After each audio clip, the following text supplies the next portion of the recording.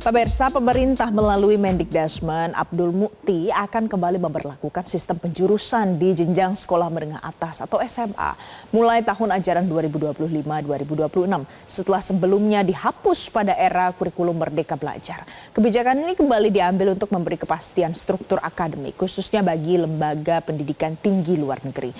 Jadi bagaimana penjelasannya dan apa tanggapan warga terkait hal ini? Kita akan simak liputan jurnalis Metro TV Andre Septian dan Dirham Syah dalam segmen Warga Bicara.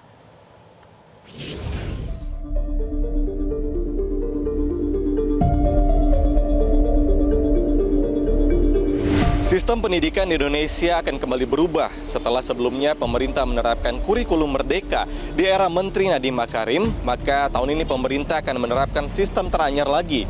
Misalnya untuk jenjang SMA, jurusan IPA, IPS, dan juga bahasa akan kembali diberlakukan. Kebijakan ini kembali menimbulkan pertanyaan, apakah ini langkah maju ataukah langkah mundur? Di mana guru harus menyesuaikan ulang kurikulum dan juga siswa yang akan kembali dibatasi pilihannya. Tapi apakah ada sisi positif di dalamnya? Di segmen Warga Bicara SPI hari ini kita akan membahas perubahannya dan apa alasannya. Mari kita lihat datanya.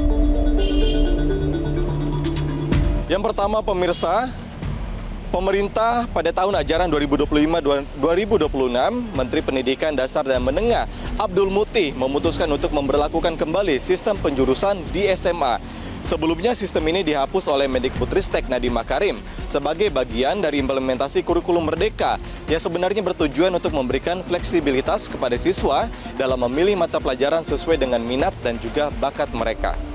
Kemudian pada tahun ini mulai tahun 2025, Mendikti Abdul Mukti menyatakan alasan utama kembalinya sistem penjurusan adalah untuk memberikan kepastian kepada lembaga pendidikan, terutama yang berada di luar negeri, mengenai apa ukuran dan juga kemampuan akademik siswa di Indonesia.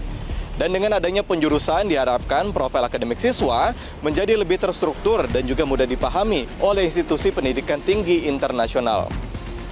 Kemudian di slide berikutnya, pemirsa, meski siswa tetap dapat memilih mata pelajaran yang diminatinya, pemerintah tetap akan memberlakukan tes kemampuan akademik di akhir jenjang SMA.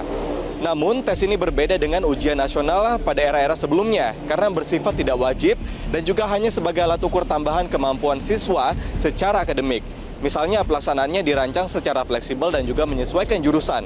Ada 3 mata pelajaran wajib untuk semua siswa, yakni Bahasa Indonesia, Bahasa Inggris, dan juga Matematika.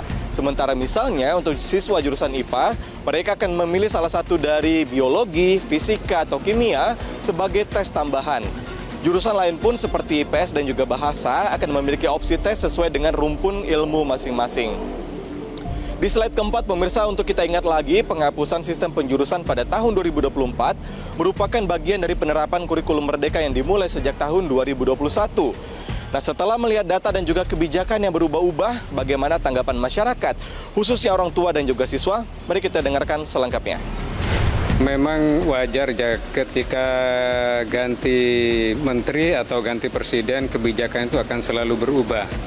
Tentu saja ini dengan evaluasi yang lebih matang, apakah jurusan yang dengan kurikulum merdeka ini lebih baik atau tidak, kemudian akan kembali ke IPS, IPA, dan Bahasa saat ini, apakah ini akan lebih baik atau tidak, tentu akan melalui ujian-ujian atau evaluasi yang menyeluruh di seluruh sekolah SMA di Indonesia. Tapi menurut saya sebaiknya ada semacam tes kemampuan bagi siswa-siswi yang punya kecenderungan ke IPA, IPS, atau Bahasa. Mungkin melalui tes psikologi atau tes IQ yang mungkin bisa sekolah bisa menentukan apakah anak atau siswa-siswi ini lebih pas untuk IPA, IPS, atau Bahasa.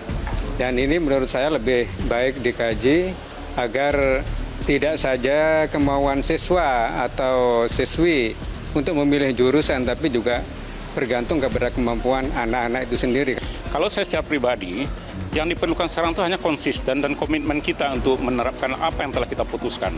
Nah, kecenderungan di pemerintah sekarang, terutama untuk di Kementerian Pendidikan ini, cenderung berubah-ubah sehingga masyarakat menjadi agak gamang dalam menentukan pilihan, termasuk juga anak-anak yang mau bersekolah. Nggak apa-apa kembali kepada penjurusan IPA, IPS. Hanya saja perlu kita kawal anak-anak ini dari awal-awal telah memiliki pilihan-pilihan. Jadi mereka tidak ragu lagi ketika memilih perguruan tinggi, mereka sudah firm dengan jurusan-jurusan yang akan dipilih nantinya. Saya lebih setuju yang IPA IPS karena sudah merasakan mengajarnya, lalu hasil dari sistemnya, sistem kurikulum, saya sudah lihat lebih jujur ya, lebih mendukung yang IPA IPS. Tapi apa dari sisi penerimaan pembelajarannya bagaimana kepada siswa? Ya, siswa jadi lebih nyaman kelihatannya daripada yang sekarang. Ya, kurikulum Merdeka ini yang sebenarnya kelihatannya justru agak membebani siswa gitu. Banyak tugas-tugas karena mengambil nilai tidak hanya dari ulangan tapi dari tugas juga. Setiap kebijakan pendidikan pasti punya tujuan yang baik, tapi tantangannya tetap sama.